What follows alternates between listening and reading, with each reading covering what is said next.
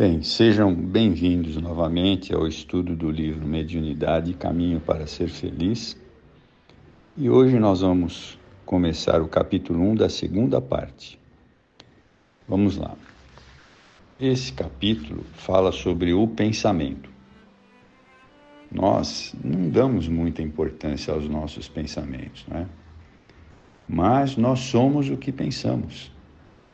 É algo muito importante que ainda nós não conseguimos avaliar perfeitamente, assim como a prece que devemos fazer, nós não conseguimos ainda entender a importância desses dois aspectos, os nossos pensamentos e a prece.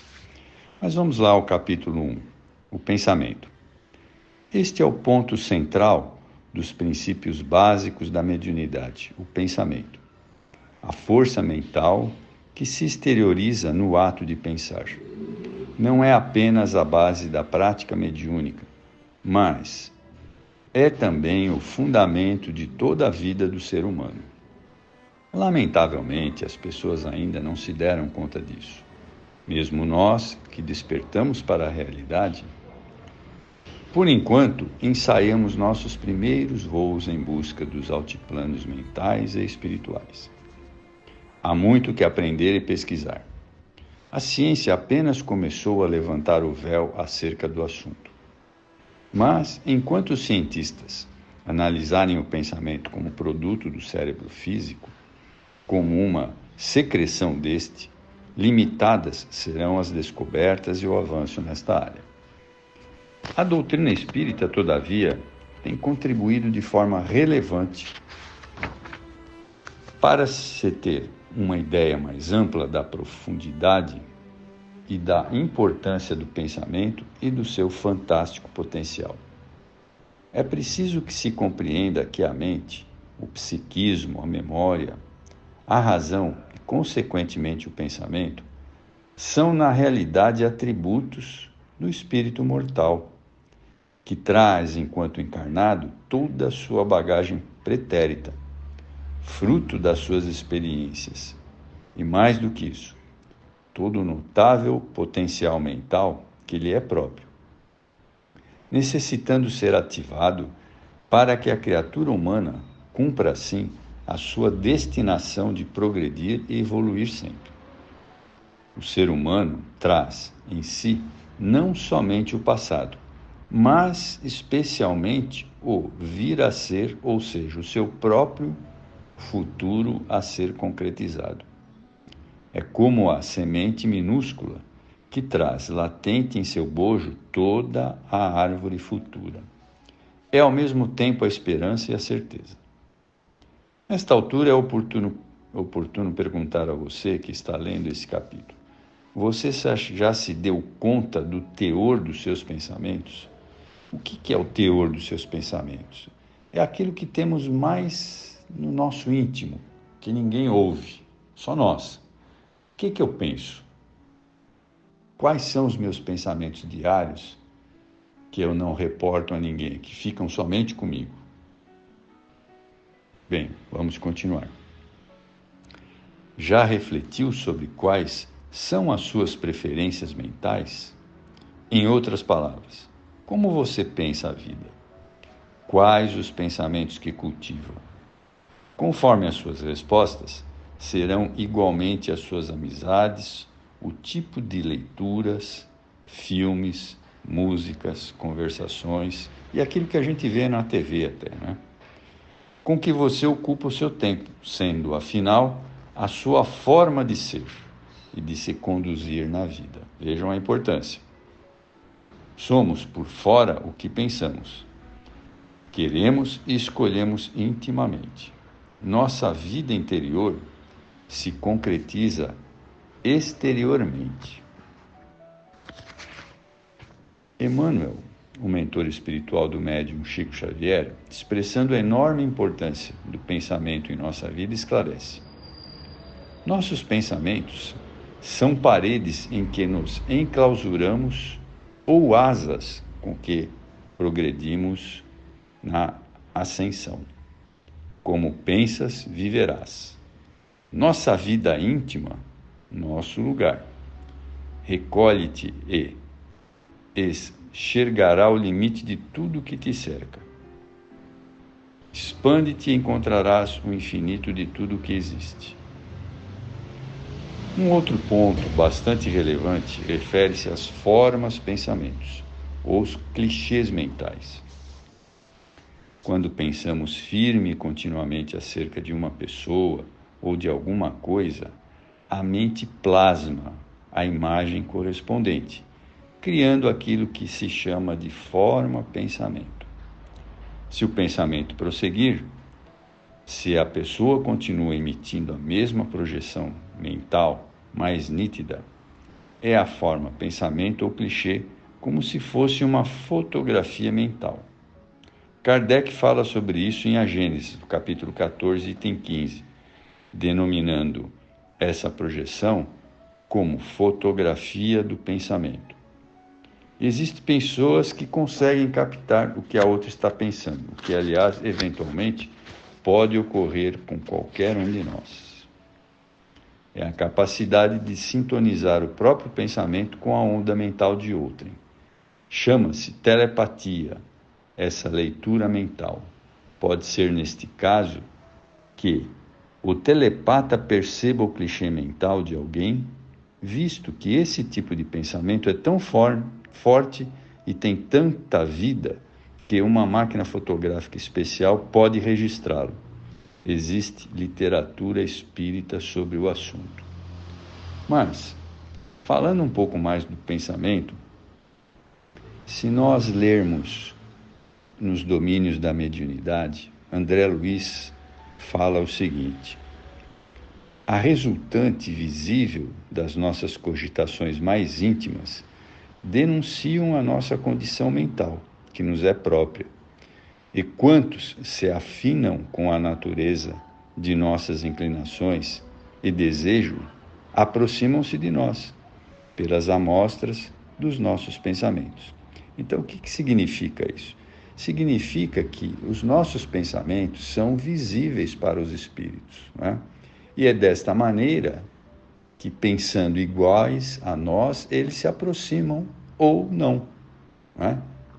Então, a gente precisa manter uma vigilância muito grande sobre os nossos pensamentos para não atrairmos espíritos indesejados. Aí, continuando o que André Luiz fala: se persistirmos nas esferas mais baixas da experiência humana, os que ainda jornadeiam nas linhas da animalidade nos procuram atraídos pelo tipo de nossos impulsos inferiores, absorvendo as substâncias mentais que emitimos e projetando sobre nós os elementos de que se fazem portador. Imaginar é criar. E toda a criação tem vida e movimento, ainda que ligeiros, impondo responsabilidade à consciência que a manifesta. E como a vida e o movimento se vinculam aos princípios de permuta, é indispensável analisar o que damos, a fim de ajuizar quanto àquilo que devemos receber. Quem apenas mentalize angústia e crime, miséria e perturbação, poderá refletir no espelho da própria alma outras imagens que não sejam as de desarmonia e de sofrimento. Então vejam só a importância. Portanto, vigiemos o nosso pensamento, purificando no trabalho incessante do bem, para que arrojemos de nós a grilheta capaz de acorrentar-nos a obscuros processos da vida inferior. Então vejam como é importante o pensamento, né? Bem, mas aí continuando com a Sueli, vamos lá.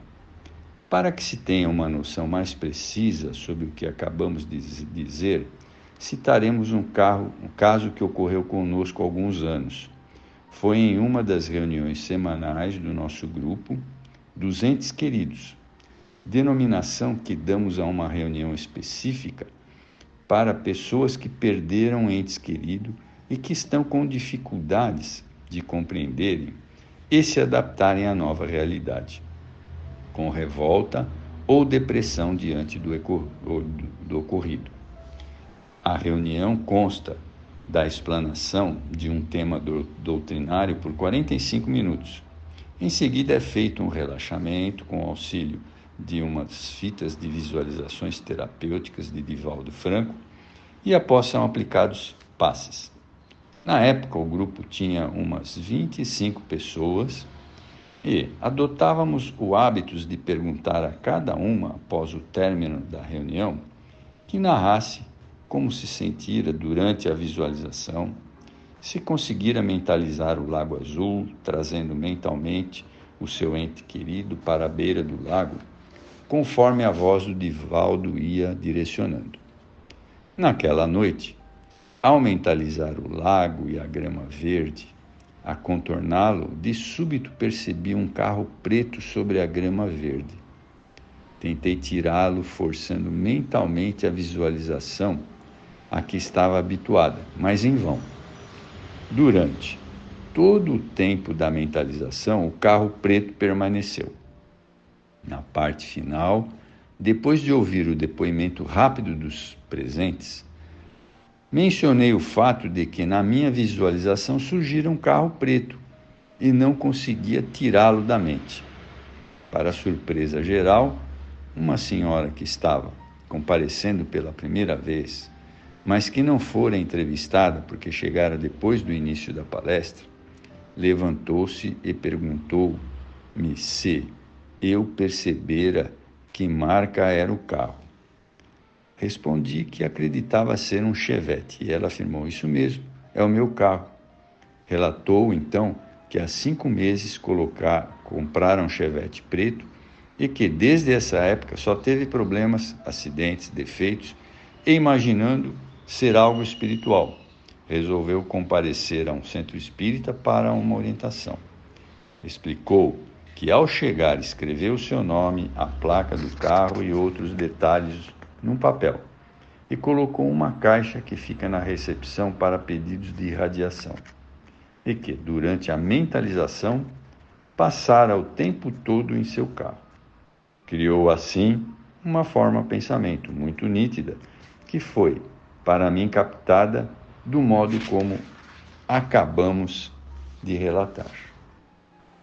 É o campo da mediunidade que mais se sobressai. A necessidade de se conhecer pessoas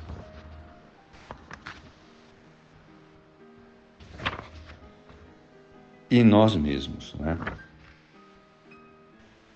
Bem, aí continuando a narrativa, né? É o campo da mediunidade que mais sobressai a necessidade de se conhecer as nossas próprias potencialidades mentais e o papel básico e preponderante do pensamento para que se efetive a comunicação de um espírito.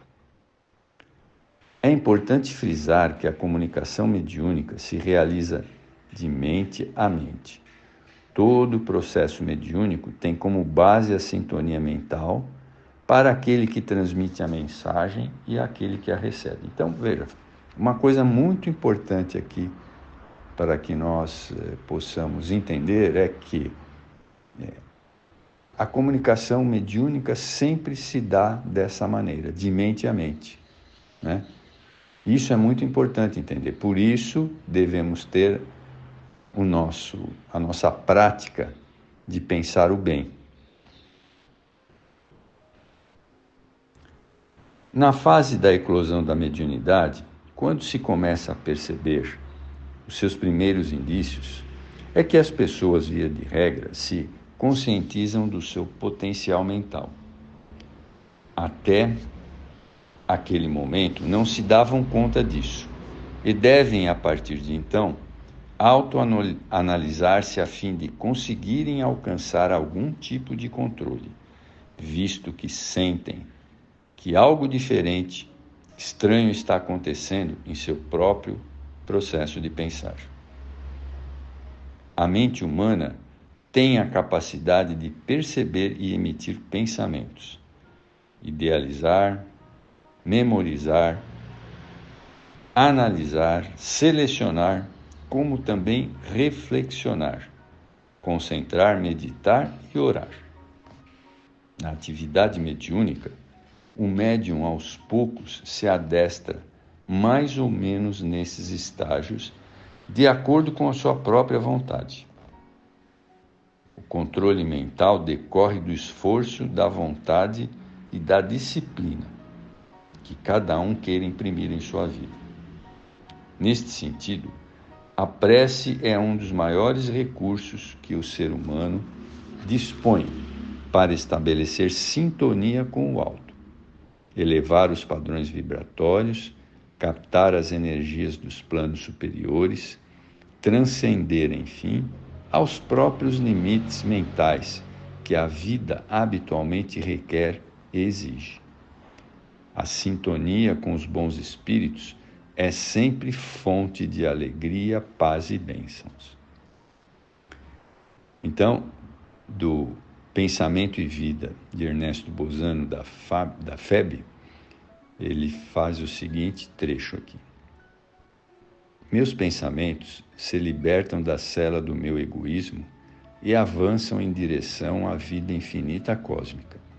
Sou, nas asas da imaginação, um pássaro livre, voando para os altiplanos da espiritualidade, e me plenifico de bênçãos e de presságios felizes. Assim nós terminamos o capítulo 1 da segunda parte. Eu espero que vocês tenham aproveitado bastante. Muito obrigado.